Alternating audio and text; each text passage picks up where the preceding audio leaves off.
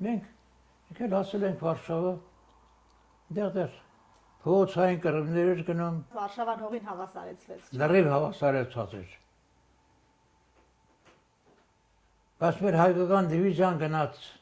մինչև Բեռլին։ Թամանյան դիվիզիան 86-րդ Նվեր Սարգսյանի ղեկավար տաղանդավոր հրամանատար էր Նվերը։ Նա Ստալինի հրամանը չկատարեց, մտավ Բեռլին եւ Ռայխստագի պատերի տակ քոչարին պարեցին հայերը։ Ժուրնալը խփին քոչարին պարեցին։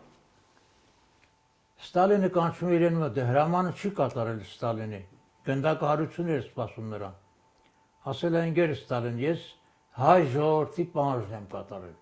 Նրանք ինձանից պահանջել էին, որ Բեռլին պետք է մտնի հայկական դիվիզիան։ Ես էլ նա հերոսի կոչում կստանար, ես Բեռլին մտնելու համար չստացավ էլի։